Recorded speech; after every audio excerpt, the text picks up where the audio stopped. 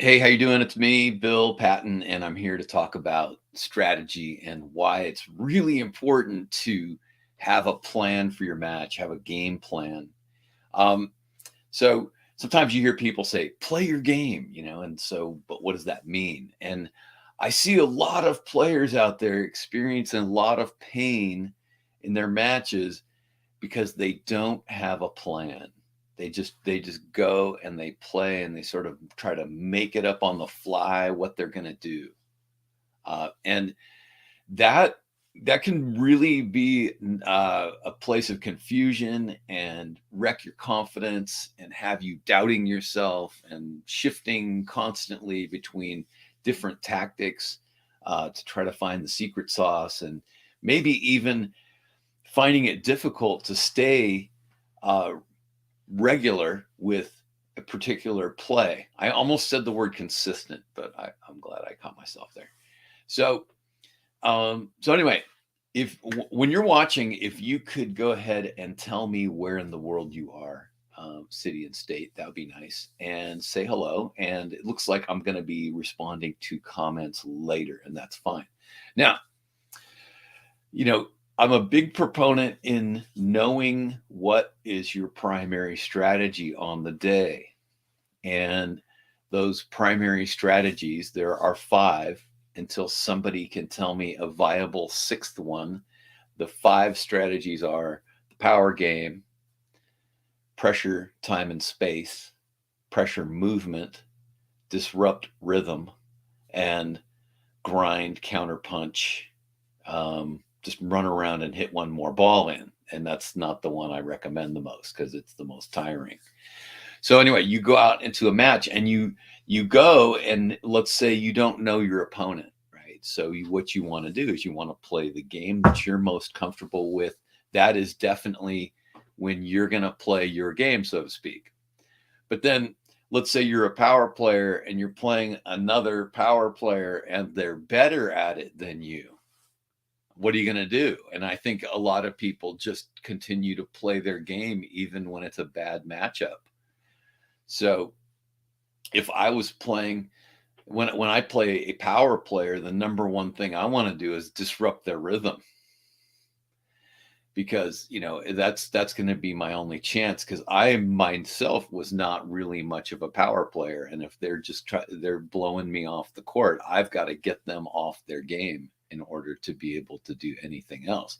So then when you go into your match and you have a game plan, you have a strategy, then from that strategy, you need like 3, 4, or 5 tactics that you're going to regularly employ.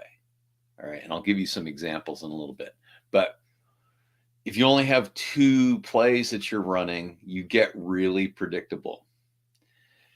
3, you're going to be somewhat predictable, but then it's really more about your execution of those. Can they stop you from doing those things or not?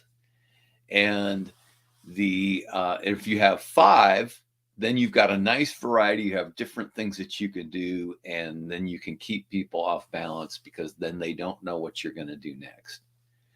6 starts to get a little unwieldy, really tough to keep track of.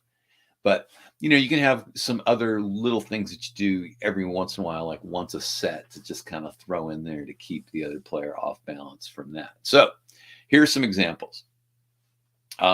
Let's say you want to pressure, time, and space.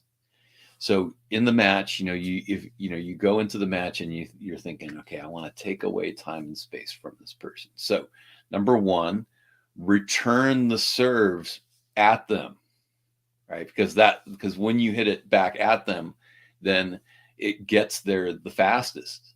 And then not only that, but they might have to get out of the way of your shot. The other benefit is that you are more likely to make your shot when you hit it back in the direction that it came from. So lots of good things happen there. Another great tactic would be if in baseline rally play, to play close to the baseline and take the ball as close to the top of the bounce as you can. Again, taking time and space away from them. If you play further back, you're giving a lot more time and space. So that would be another tactic. And then a third tactic would be to approach the net as much as you can. And because when you come in, then obviously you're taking away the most time and space that you can, and you force them into a position where they have to come up with a good shot right now. Right now, so that's three. But with the pressure, time, and space player, you definitely want some other things that you're going to do. So another one would be to come in behind second serves. And another one would be to come in on unusual approach shots. So I did a blog post on this the other day. So check out my blog at brainsports.coach. 3 unconventional approach shots. So you can come in on a moon ball because there's lots of time. You can come in on a drop shot because that can be surprisingly effective when you drop shot and then you come up ready to volley. Just don't get too close so that they can lob over you. That would be a mistake.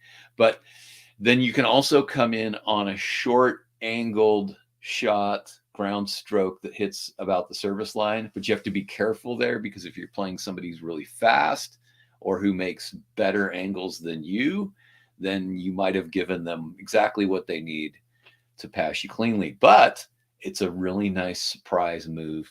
And you just may have to make sure that you guard that line and you're facing that player. So there are 5 different tactics that could be used by a pressure, time, and space player.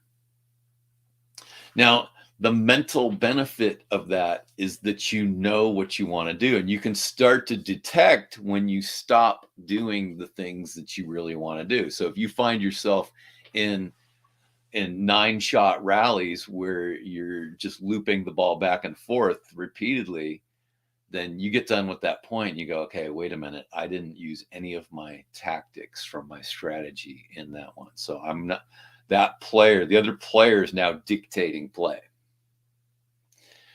So, and you don't want the other player to dictate play. You want to dictate, right? So take note of that and go, okay, now, so plan that next point. Go, okay, I got off track. I was off my game plan. So let's see, they're serving. So if it's a first serve, then I'm going to go right at them. And if it's a second serve, then I'm going to poke the ball down the line and come to the net. Right. Or if it's the ad court and they hit it to my forehand, I'll go inside out to their backhand. That's a very effective play. So, reset your mind and think about what are the tactics that you want to enforce on them. Because sometimes I think people have an idea that they have a certain strategy, but then they don't use the tactics that support that strategy. So in reality, they're not really supporting anything. And sadly, I see professionals on tour who don't seem to play with a cohesive game plan. And it's amazing to me that they're, in the top 100 in the world and they're relying almost solely on their physical talent and their strokes.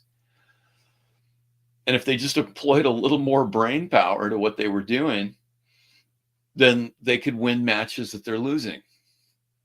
It's really pretty fascinating to me. I've seen quite a few sort of brain dead matches where a player didn't realize that the other player was really taking advantage of them in a certain way. And they didn't do anything to mitigate that. They didn't do anything to change the flow of that match. And the 2 primary things that people do, I think, is they play a power game even when they're being overpowered. And they play a kind of a grinding style where, their first serve isn't really even that offensive because they're spinning it in. They're hitting heavy topspin serves as first serves and having a very high first serve percentage, and then just top spinning all of their shots and playing it super safe. But then the other players actually doing different things. Like the disruptive player might slice low and pull that player forward and then hit a heavy top spin. back to the opposite corner and then move them over here and get them, completely turned around. I thought it was really interesting. I was watching that French Open final where Nadal was playing Ruud, and Nadal did a very interesting thing. It was a pattern that he used again and again, and it was that he would hit a low, heavy topspin shot that would land slightly in front of the service line, and so Ruud would come in, but he wasn't really being aggressive coming in. He was kind of coming in off balance, and then then Nadal would hit a really high, hard, heavy ball deep to that same side, and that seemed to draw a lot of errors and weak shots. And then after using that combination, then Nadal knew that he was going to be in charge of the point. And then a lot of times the third shot would be a cross court angled forehand for a winner. It didn't always happen, but because a lot of times the error would come on the second ball. So anyway, so figure out now, and then I guess the final thought here too is you come into the game with your game plan and you have your tactics all sorted out, and then you realize, that first tactic that I thought I was really going to rely on, this player handles that very well. So cross that off your list and use the other 4. And then maybe as you play the match, you start to realize, this player doesn't handle that particular shot or this combination very well, so I'm going to add that in. That's now part of the menu. So it's always predicated on that. Now, the other interesting thing too is that it could be the wind conditions or the court conditions or what have you that are affecting play. So if it's really cold, it's really hard to be a power player. If it's really windy and very blustery, it's really tough to play at the net, especially if the wind's blowing around different directions. If you got a really hard wind coming across the court and your approach shots are blowing out by 2 or 3 feet, you've got to make an adjustment. So, and the other day we talked about different court conditions and how sometimes the courts lean a certain way. There's a slope to them. So I like to find out where's the lowest corner of the court, because I want to approach to that corner, because that makes my opponent run downhill and have to hit uphill. And might sound strange to say downhill and uphill on a tennis court, but look carefully, because some courts slope much more than others. And, I think a nicer court is a little more flat, but there's always at least a 1% grade on every tennis court so that the water can run off. But anyway, so you're going to adjust your tactics based on, the relative strengths and weaknesses of the opponent. And you're also going to adjust them for the conditions on the court, whether it's the weather or the way the courts are laid out, or whether it's a medium pace clay court or a super slow clay court, or conditions are very dry or very heavy. All of these things will play into your selection of your tactics, and there's an infinite number of ways that can affect it. So you just have to be smart. You have to think it through. And so, I highly recommend, reading the books that, help you decide these things. And Tennis Strategy 201 will be coming out in a little while. I don't have an exact target date. I have this ambitious plan that maybe it will be published by the end of November here, but right now that's not looking too good. All right, so I see I have one viewer. If you, the one viewer, will put your name in the chat, say where you're from, and give me like one takeaway from this that you enjoyed. All questions and comments will be responded to, and thanks for watching. We'll see you in the next one.